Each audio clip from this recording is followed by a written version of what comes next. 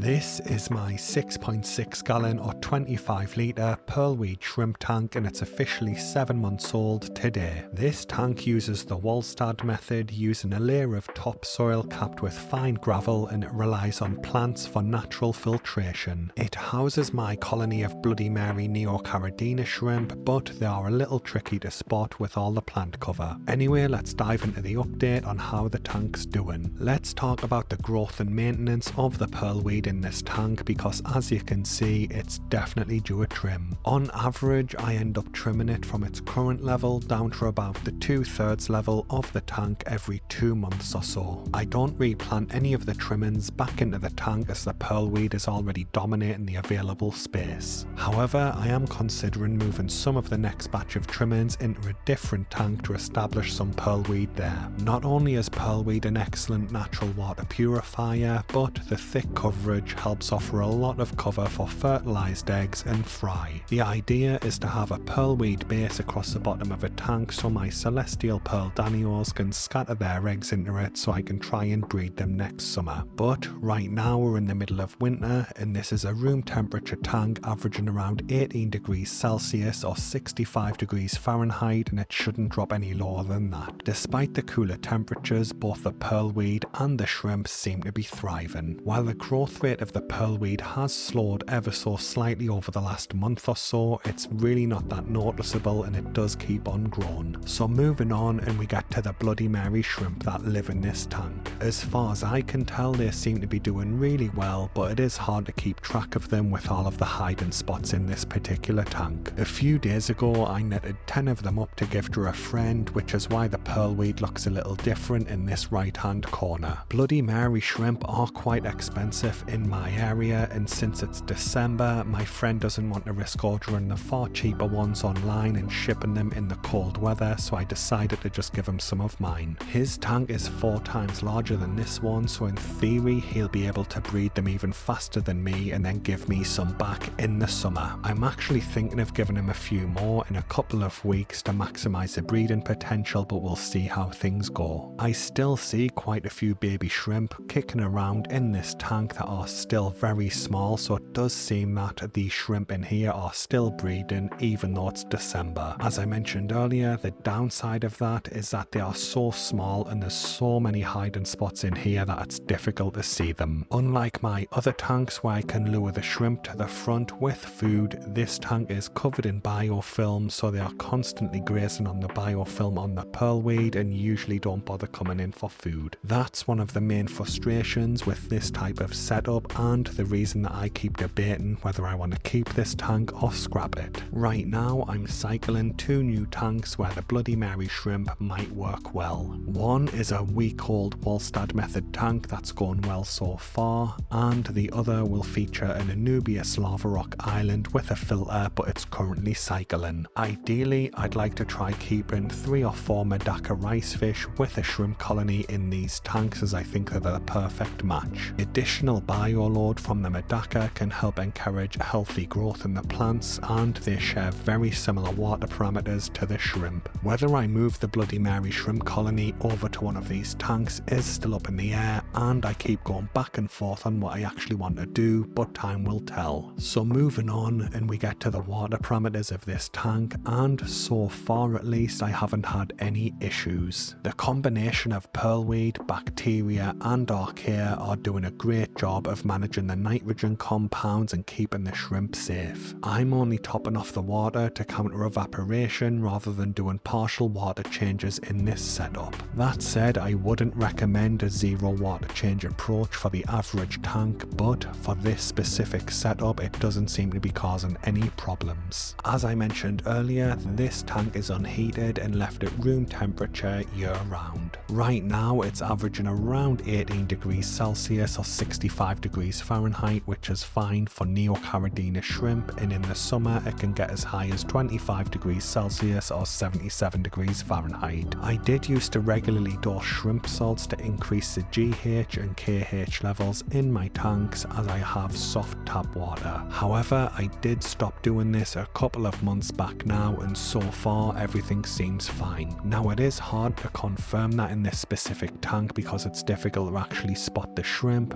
but I have haven't noticed any problems with failed molts in my shrimp in my other aquariums. So overall, I'm very happy with how things are going with this tank. Moving on to feeding, and as I mentioned earlier, the pearlweed in this tank provides so much surface area that the shrimp don't require much supplemental food, and I usually only add around a quarter of a Hikari mini algae wafer per day. This is around half of the food that I would normally add to a colony of this size, and in reality I do think the amount of shrimp in here are a lot larger than I think. Unlike my other shrimp colonies that swarm the food in their tank, the Bloody Mary shrimp here tend to pick at any food I add, then they'll wander off and do their own thing and maybe come back later. I would guess that this is due to the shrimp grazing on the algae and biofilm on the pearlweed all day, so they are rarely hungry. While doing the research for one of my new blog posts on shrimp food that I link in the description, I did discover something that was unexpected. I know a lot of people say that Neocaridina shrimp only eat biofilm and algae, but this research does suggest that they are actually micro predators. A study on the stomach contents of wild Neocaridina shrimp revealed that over half of them had recently consumed soft microworms, nearly half had eaten microcrustaceans, and 40% had also consumed nematode worms. That is in addition to biofilm and detritus, but this does suggest that they actively hunt tiny little creatures in their environment. I've always seen better results when breeding Neocaridina shrimp if I add protein to their diet, so I guess this is why, as it's a natural part of what they eat. Now getting to the point, I often see small organisms walking around on the substrate or crawling around amongst the plants, which I do suspect that the shrimp might be hunting and eating in this tank. It's also made me view my Walstad tanks slightly differently than I previously did. I usually focus on fish food being consumed, turned into waste, and then nourishing my plants. But in this setup, the pearlweed is absolutely thriving, and all I'm adding is this tiny little portion of an algae wafer you can see on my finger. This is a testament to how much algae and biofilm are naturally grown in this tank on the pearlweed, providing food for the shrimp to turn into waste to serve as nutrients for these plants. I'm actually tempted to try setting up a similar pearlweed shrimp jar without any supplemental feeding, just to see if the shrimp grazing on algae and biofilm can sustain it by themselves. To wrap things up, this shrimp tank has been very easy to maintain, and if you remember, it all started with a single pot of pearlweed, making it very budget friendly, and I linked to its setup video in the description. It doesn't have a filter or heater, so the costs are even lower than normal, making this a perfect project for anyone looking to get into the hobby on a budget. As I mentioned earlier, the main downside is that it can be tricky to actually spot your shrimp with all the plant cover, but if this is a concern, you can always trim the pearlweed lower during your maintenance. Anyway guys, that brings the video to an end. I hope it's been helpful. Thanks for watching and have a good day.